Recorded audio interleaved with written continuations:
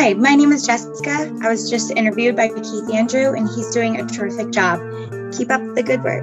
Hi, I'm the Hillbilly Bob Sheerin. I was just interviewed by KeithAndrewNetwork. He's doing a fabulous job. Keep it up, Bubby. Interviewed by Keith Andrews. The guy's Andrew, not Andrews. Get that straight. He's a great guy. I give him a lot of credit for what he does. And I just met him, and I got a great impression from him and his guests, and great show. So watch it.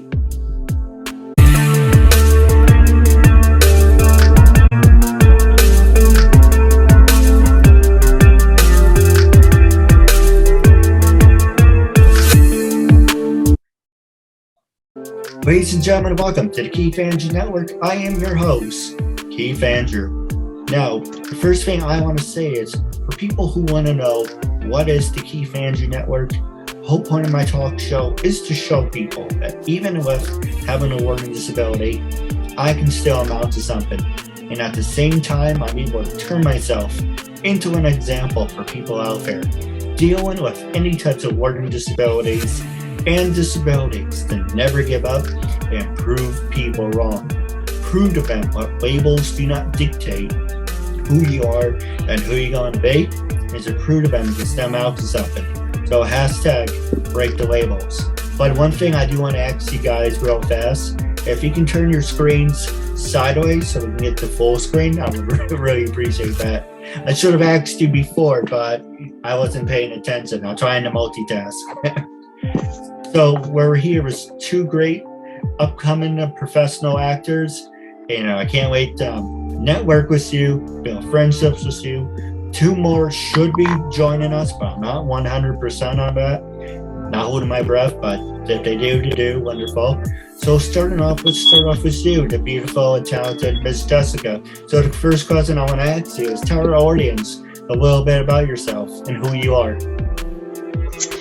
My name is Jessica, and I've been doing gymnastics for a long time. It's been a passion of mine since I was 3.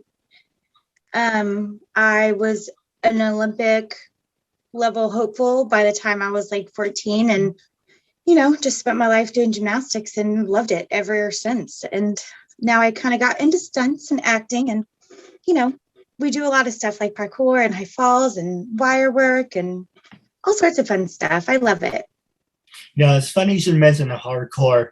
I don't know if you saw the short video, like I think it was like 2 squirrels fighting, or 2 animals fighting, and they're yelling hardcore. If I find it, I have to send it to you. Yeah, I know it's been a while. But Bob, what about you? Tell our audience a little bit about yourself. Yeah, hi, I'm Bob.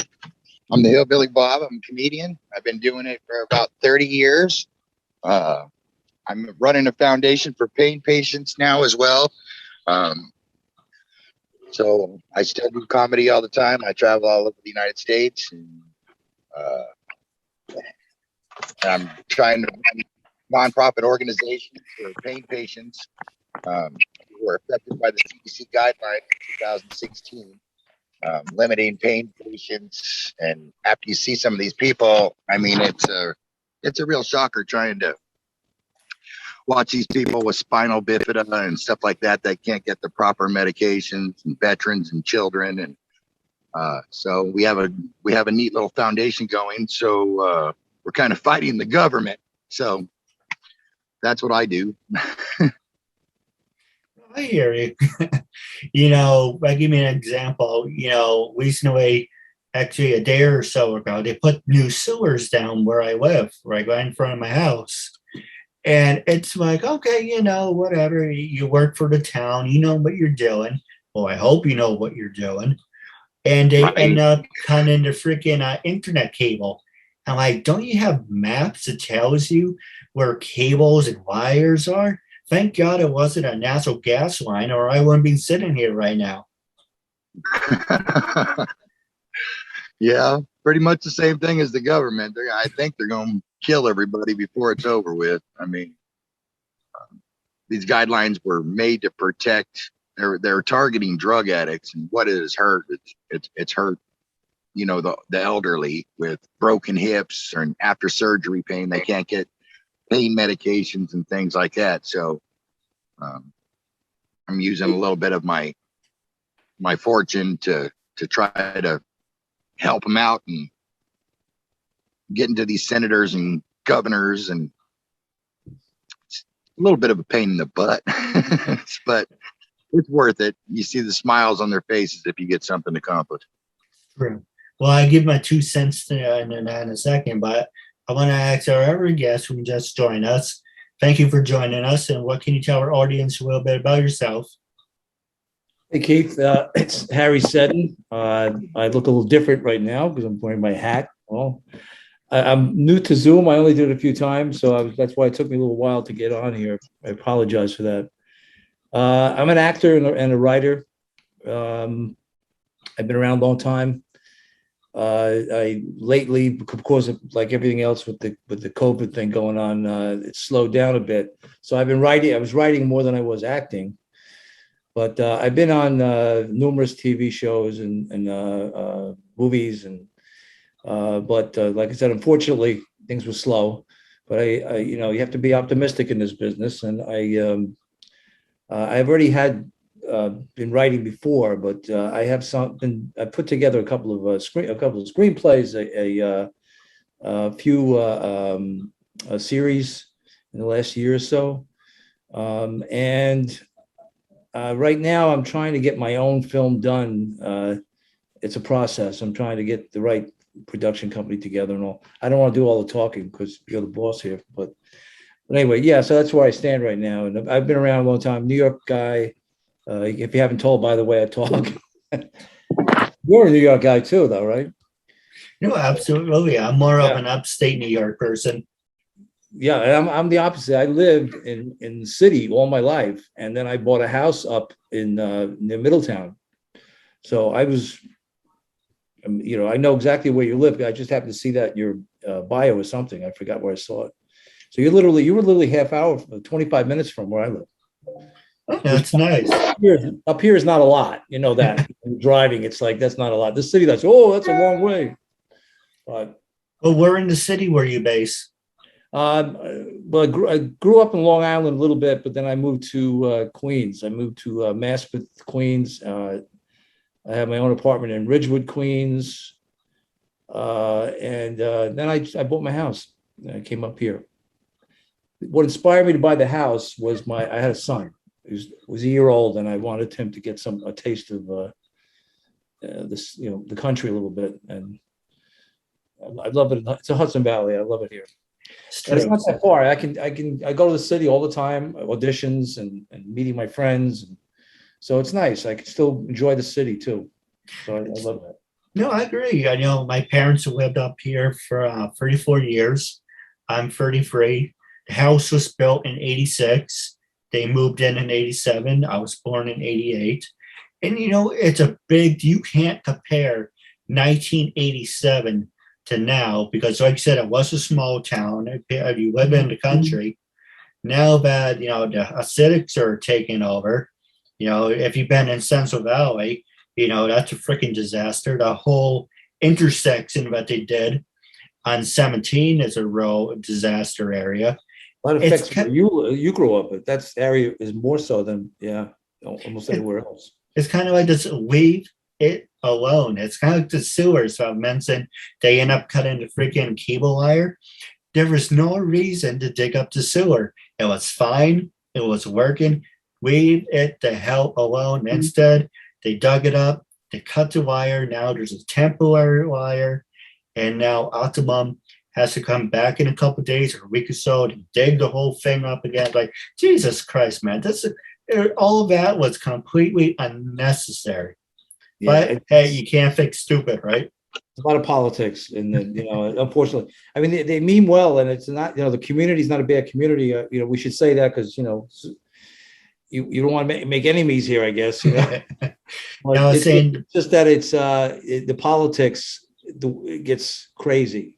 Yeah, with that community up here, and it's true. But I will pass it over to Jessica. But I do want to say what I was saying to Bob. And it's funny you should move out of the city. Of that, right now the city's a cesspool. It's pretty much the Wild West We need prisons open. And if people don't like me, that's fine. I don't care if they like me or not. We need prisons open. We need courthouses open and mental institutions. We need the city under control because Blasio and Cuomo, they're doing absolutely nothing. I give you an example. There's this guy I heard on the radio yesterday who was arrested 34 times. You're arrested 34 times. What the hell are you still doing on the street? That's the problem right there. And you remember the Guardian Angels? I heard of it. Curtis Lee. I don't know if anybody here knows what I'm talking about here. But oh yeah, it's been a while. Yeah, he's. I was invited to a party last week and I couldn't make it. My friend went, and I'm killing myself that I didn't go. But he had a what he called a victory party because he's running for mayor. And there's nobody. I don't think there's anybody better. That's a law and order type of guy. That would be a great, he's intelligent and, he stands for law and order, and he actually won the primary. So I don't know if anybody knows that, but he's going to run up against a Democrat. So he's running as a Republican, but he ran on a conservative ticket, I think an independent ticket. He said, I'm open to everything. He was very, very, he made a great speech, but if you look on YouTube, look that up. It's amazing. I'm a big fan of Andrew Wang, but I don't think he would, personally, I don't think he would be a good mayor of New York City. First off, who would want that job after you have to dig all the crap out of it? But we're not here to talk about politics. But the next question I want to ask all of you, and I start off with Jessica, is social media. Can social media make you or break you? With everything that you accomplish in your life, do you give thanks to Facebook and Instagram, even though yes, that's kind of talking about politics, but let's stay on the positive side. Yeah, I think it could make you or break you. You've got to be, just conscious about what you post online. Post your accomplishments and be proud of that. I wouldn't go too far as to, post stuff that you shouldn't be posting because it just gives you negative feedback. So, I would definitely just work hard and stay positive and keep living your dream. No, absolutely. Well, Bob, what about you? Yeah, I haven't really changed much because I'm known as kind of a sick comedian anyway. So my Facebook, well, you've probably seen it. It's, it gets people to the show and that's more important. And I tell them where I'm going, where I'm going to be. Things, so it kind of works in my favor. I mean, I can see how it can hinder the normal person, but any kind of feedback in my business is good business.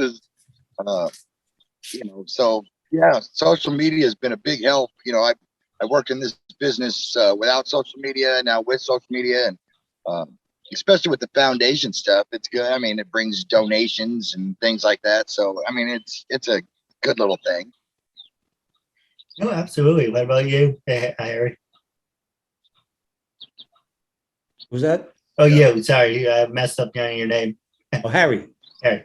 Yeah, sorry. I know I said Harry and didn't answer. It's like, okay, I knew I got it right. Can I ask a question though? I missed the part about the foundation. What kind of foundation do you have? It's called American Pain and Disability Foundation, and okay. We buy people's pain medications, or we get them to the hospital or to the doctor's offices. We buy groceries for them. They kind of left them there with nothing, So we made this little foundation. We got a deal. It's called the Lego Challenge on Facebook. You can hashtag Lego American Pain and Disability Foundation or Lego Challenge on there, and we get people to walk on Legos so they can see how pain patients feel every day. Wow. Just for those few seconds. And I think we've got about we're almost to 20 million viewers. So really good for you. Wow. That's great. Good for you. Yeah, I think, you should have your own you should have some kind of documentary on what you do. Mm-hmm. A little short documentary. It's helpful. If the news would take half of what we're putting out there, it should. it's kind of taboo. The news doesn't talk about it much. You hear about the opioid crisis, but you don't hear the other side of it, where they're actually hurting people that were born with painful diseases, or people that've been in car accidents, or even now people are getting surgeries and they're going home from hip surgeries, knee surgeries with no pain medication. They're not giving them anything.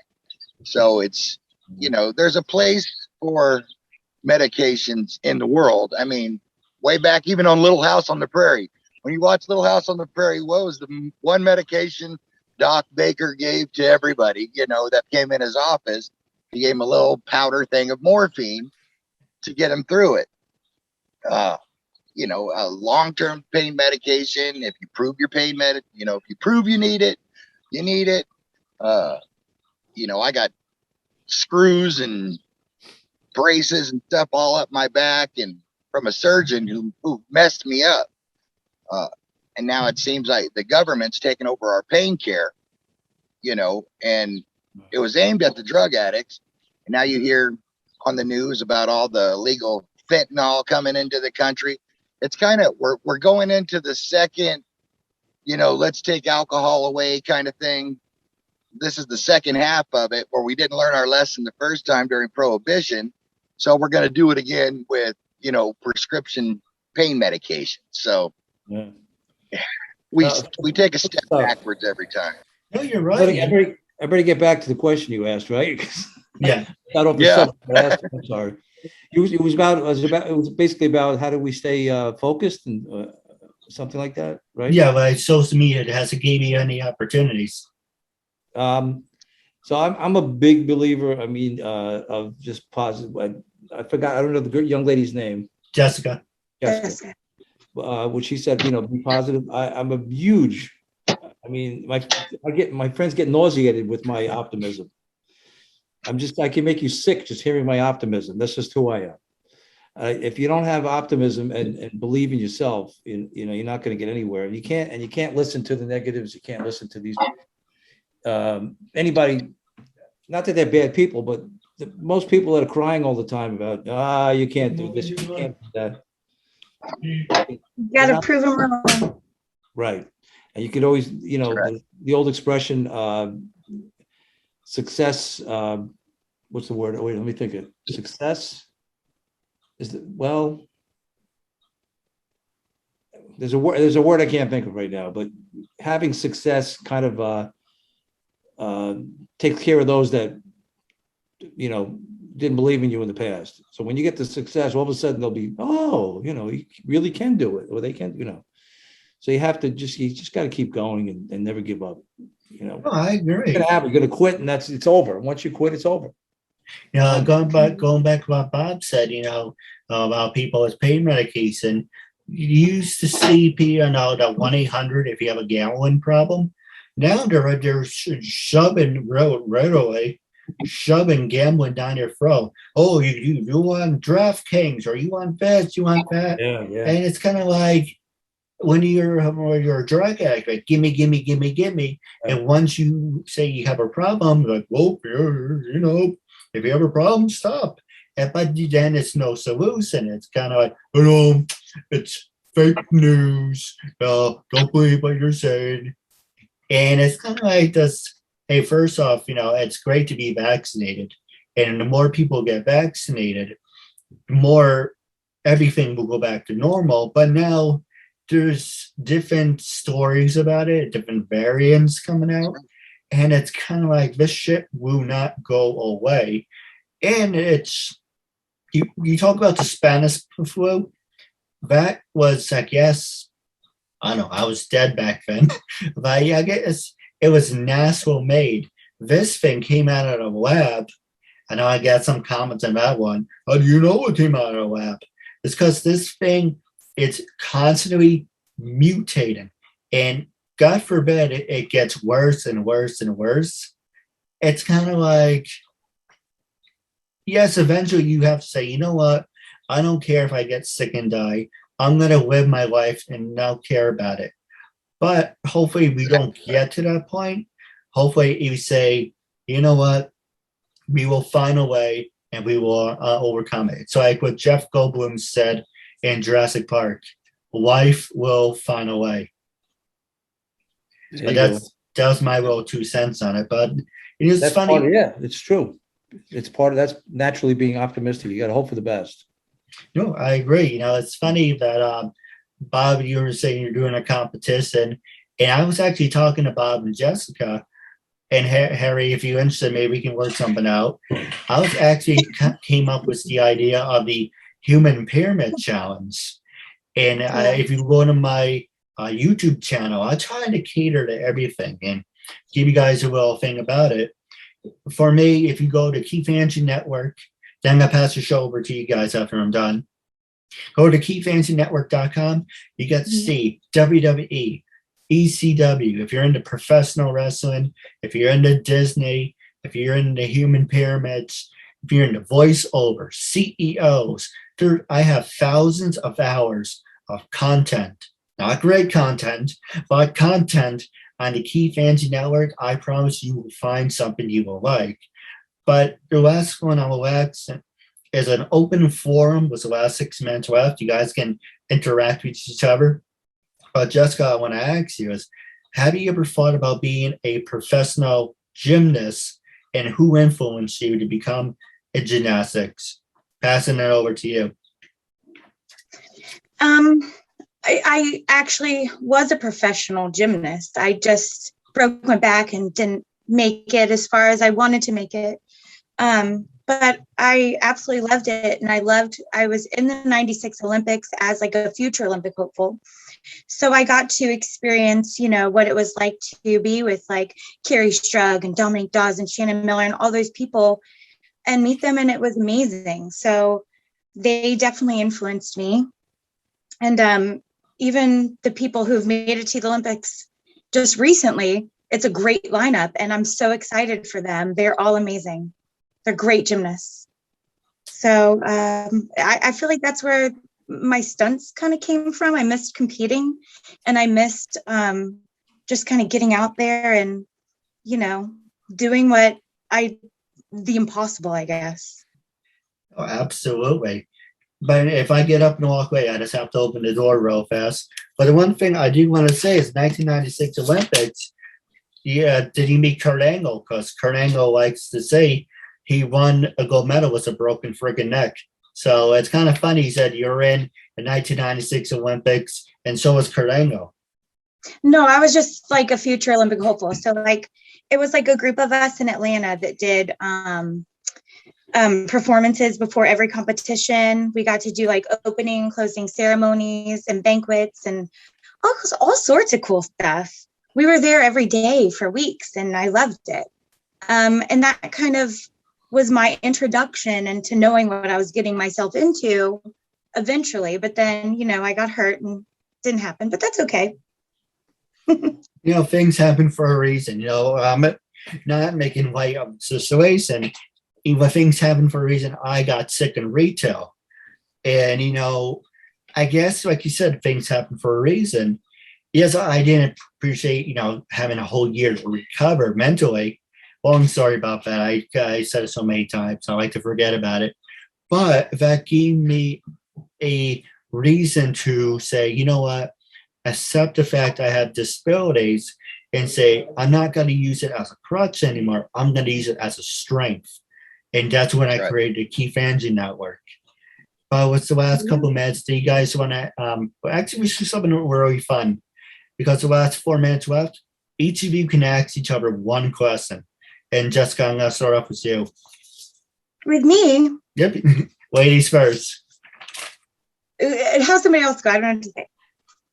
Hey, Harry, you want to go first? Or Bob? Give me the question again, because I lost you. Right, so this is an open forum. You guys can ask each other one question, because I want people to interact with each other and connect. Okay.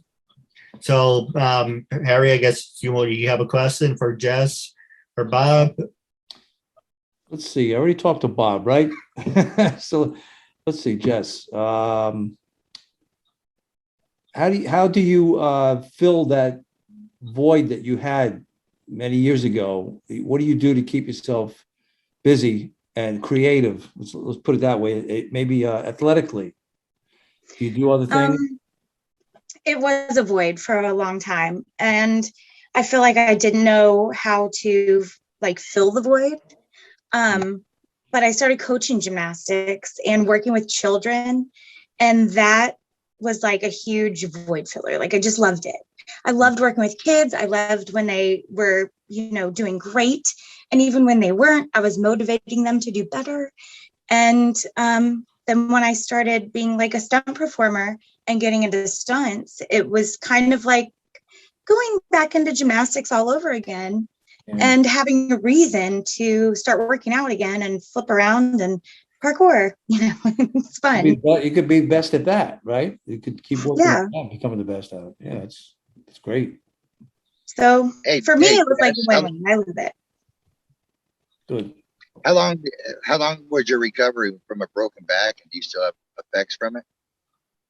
I was in a brace for about 1.5 years. Like from like right here to like the bottom of my and it was like squished my hips, like it was like really tight. It was like a cast basically, but there was, I could take it off if I needed to shower. You slept in it too? Yeah. Oh man. Wow. It was tough. But pretty painful. It was, but they actually said that I would need surgery by the time I was 30. And since I was a gymnast, I'm so strong, I'm old now, Great. but Hey, I'm 33, so. I'm I'm 30. I'm good. What about No you, Bob? surgery. Yeah, well, I was asking you, can you imagine doing that in this day and age? I mean, it's with everything that's going on, and doctors, scared to prescribe anything. And can you imagine breaking your back in this day and age? That would be pretty horrible.